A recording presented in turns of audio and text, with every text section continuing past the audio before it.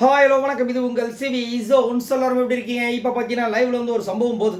இதை பார்க்கும்போது வா அப்படின்ற தான் இருக்குது. என்னென்னா நைட்டே வந்துட்டு விஜய் பார்வதி கமருதீன் ஒரு சில விஷயங்கள் சொல்லியிருப்பாங்க. இனி வந்துட்டு எல்லாருக்கிட்டையும் ஜெல்லாக போகிறேன், அந்த வைல்ட் கார்டு என்ட்ரி கிட்ட இருந்து நான் வந்து தப்பிச்சு வந்துட போகிறேன், அந்த டீம் வந்து சரியில்லை, நம்மளை யூஸ் பண்ணுறாங்கன்ற மாதிரி ஒரு சில விஷயங்கள்லாம் பேசியிருப்பாங்க கமருதீன் கிட்ட.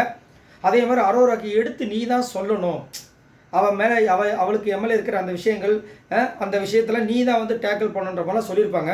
ஸோ இன்றைக்கி காலையில் பார்த்தீங்கன்னா அதுக்கு உண்டான முயற்சி எடுத்திருக்காங்க. ரொம்ப அழகான ஒரு விஷயமா இருக்குது. என்னென்னா அரோரா, அதுக்கப்புறம் ரம்யா, அதுக்கப்புறம் சுபிக்ஷா வந்துட்டு மல்லிகா நீ கடிச்சா வந்து ஒரு பாட்டு இருக்குல்ல, வடக்கே கேட்டு பாரு என்ன பற்றி சொல்லுவா, அந்த பாட்டுக்கு டான்ஸ் பண்ணுறதுக்காக ப்ராக்டிஸ் பண்ணிட்டு இருக்கும்போது விஜய் பார்வதி வாலண்டியராக உள்ளே வராங்க. வந்து என்ன விஷயங்கள் விசாரிக்கிறாங்க. அதுக்கப்புறம் நானும் வரட்டுமா அப்படின்னு கேட்டு அரோரா கூட ஒரு விஷயத்தை வந்துட்டு ஏற்படுத்துறதுக்கு ட்ரை பண்ணுறாங்க. ஏன்னா இவங்க வந்துட்டு நிறைய குற்றச்சாட்டு அரோரா வந்துட்டு விஜய் பார்வதி மேலே வைக்கிற குற்றச்சாட்டு மெயினாக என்ன தெரியுங்களா, நான் எவ்வளவோ ட்ரை பண்ணேன்டா, அவகிட்ட நான் வந்து ஜெல்லாகணும்னு எவ்வளவோ ட்ரை பண்ணேன், ஆனால் அவள் கேட்கவே மாட்டான், நான் என்ன பண்ணுறது நீ சொல்லு, அவள் என்னை எவ்வளோ அசிங்கப்படுத்துறான்னு தெரியுமா உனக்கு, காலில் விழுந்து கெஞ்சினண்டா அப்படின்ற மாதிரிலாம் சொல்கிறாங்கல்ல. ஸோ இதுக்கு வந்துட்டு ஒரு சொல்யூஷனாக வந்து இப்போது விஜய் பார்வதி உள்ளே வராங்க.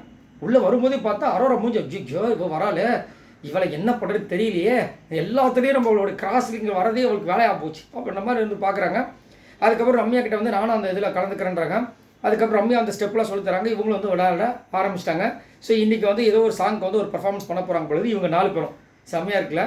அரோராவும் விஜய் பார்வதி நடுவில் வந்துட்டு என்னது கன்னி பெண்கள் கூட்டம் கண்ணன் நடுவீனில்னு சொல்லிட்டு கமருதீன் நிற்க வச்சா இன்னும் சூப்பராக இருக்குல்ல. வா சரி. அடுத்தது இன்னொரு இடத்துல பார்த்தீங்கன்னா வியானா வர வியானா வந்து தன்னை வந்துட்டு ஒரு தலையாக வந்து நினச்சிக்கிறாங்க போல இருக்கு. ஏன்னா எஃப்ஜே வந்து தலை, அப்போ இவங்க வந்து தருதலை, சாரி இவங்க வந்து அப்போ வந்து யார் அசிஸ்டன்ட் தலை இல்லையா. ஸோ அதை வந்து அப்படி நினச்சிக்கிறாங்க. என்ன எல்லாமே என்கிட்ட தான் இருக்குன்ற மாதிரி கிச்சனில் வந்து இன்றைக்கி ஒரு ஆர்டரை போகிறாங்க. ஏங்க என்னங்க இன்னைக்கு கேட்காம கொள்ளாமல் இங்கே இருக்கிற பொருளை எடுக்கிறீங்க, இனிமேல் இந்த பொருளை எடுக்கிறவளை வச்சுக்காதீங்க, கானாவனத்து எதை எடுத்தாரு என்கிட்ட சொல்லிட்டார், மற்றவங்க யாருமே எடுக்கிறது, இங்கே இருக்கிறது காமன் பொருள், இதில் யாருக்கும் கையை வைக்கிறதுக்கு உரிமை கிடையாது அப்படி இப்படின்னு தாம்தூன்னு பேசுகிறாங்க. ஒரு ஸ்ட்ரிக்டான ஆஃபீஸர் மாதிரி இருக்குது. பரவாயில்லையப்பா, ஒரு வேளை வந்துட்டு நேற்று ராணுவ வந்து சொன்ன விஷயங்கள்லாம் உள்ள மண்டையில் ஓடி இருக்குமோ. ஏன்னா ஃபஸ்ட்டு 3 வாரம் நீங்கள் வந்து சூப்பராக வந்துருந்தீங்க, ஆனால் இப்போது எங்கே போனீங்கன்னு தெரியல, ஏன் அங்கே உங்களுடைய அந்த தனிக்கம் எங்கே போச்சு அப்படின்லாம் கேட்டிருப்பார். அதை வந்து அதே மாதிரி உங்களோட அந்த க்யூட்னஸை கொஞ்சம் கம்மி பண்ணிக்கிங்கன்னு சொல்லிட்டு கலாச்சிருப்பார். ஏன்னா அதுதான் பெருசாக வந்து வெளியே பயங்கரமாக போச்சு. ஸோ அதை வந்து சொல்லியிருப்பார். ஸோ இங்கே வந்து அந்த இது கொஞ்சம் கம்மியான மாதிரி தான் இருக்குது. அது மட்டும் இல்லாமல் அவர் எஃப்ஜே வந்துட்டு தலையாக இருக்கிறதுனால நம்மளுக்கு ரொம்ப நெருக்கமானவங்க, அதாவது ரொம்ப நெருக்கமானவங்க இருந்தால் தான் அந்த மாதிரி மைண்டுக்குள்ளே வரும். சரிங்களா? அது வந்து இப்போ இவங்களுக்கு வந்துடுச்சு போல இருக்குது. இவங்களோட ஆக்டிவிட்டீஸில் கொஞ்சம் மாறுதலாக இருக்க மாதிரி யாரில் கவனிச்சிங்கன்ற சொல்லுங்கள். ஸோ இது வந்து செட் ஆகாது. ஏன்னா முன்னாடி ஒன்று இருந்தாங்க பார்த்தீங்களா, அங்கே ஒரு க்யூட்டாக ஒரு சில விஷயங்கள் பேசுவாங்க, பாயிண்ட் வரும்போது செம்மையாக அடிப்பாங்க, யாராவது பிரச்சனை பண்ணாங்க அங்கே போய் அவங்களோட கருத்துக்களை வைப்பாங்க. அதுதான் நல்லா இருந்துச்சு. இது நல்லா இல்லை. பட் என்ன பண்ணுறது, வியானாவோட கேம் அந்த மாதிரி போனால் ஒன்றும் பண்ண முடியாது. சரி, இதை பற்றி உங்களோட கருத்துக்களை சொல்லுங்கள்.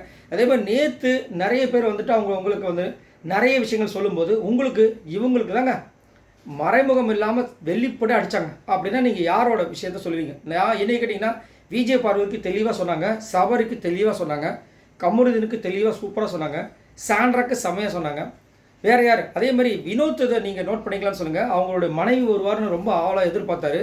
பட் மனைவி வரல, ஒரு சிஸ்டர் தான் பொழுது வந்திருந்தான் பொழுது. ஒரு வேளை வந்துட்டு வெளியில் வந்து நிறைய விஷயங்கள் கானா வந்து தந்த ஒரு வீடியோ வந்து ட்ரெண்டிங்கில் போச்சு பயங்கரமாக. அவர் வந்துட்டு இந்த ரம்யா கூட இருக்கிறது, அரோரா கூட இருக்கிற விஷயங்கள் அது ரொம்ப பேசப்பட்டது. அதை வந்து நம்மளுக்கே ஒரு மாதிரி இருக்குன்னா அவங்க வீட்டில் இருக்கவங்க பார்த்துருந்தா எவ்வளோ கஷ்டமாக இருந்திருக்கும். அதுக்கு இவர் என்ன விளக்கம் கொடுக்க முடியும்? இப்போது ஒரு சண்டை நடந்துச்சுன்னா சபரி அதுக்கு ஒரு விளக்கத்தை கொடுக்க முடியும், ஈக்குவல்ஸ் பண்ணதுக்கு ஒரு விளக்கத்தை கொடுக்க முடியும். ஆனால் இதுக்கு விளக்கமே கொடுக்க முடியாது. ஸோ அதனால் அவங்க வரலையா என்ற விஷயங்கள் என்னன்னு தெரியல. உங்களுக்கு என்ன தோணுதுன்றதை மறக்காம கீழே கமெண்ட்ஸ் பண்ணுங்கள். மறக்காம நம்ம சேனலை சப்ஸ்கிரைப் பண்ணிட்டு பாருங்கள். பாய் நண்பர்கள்.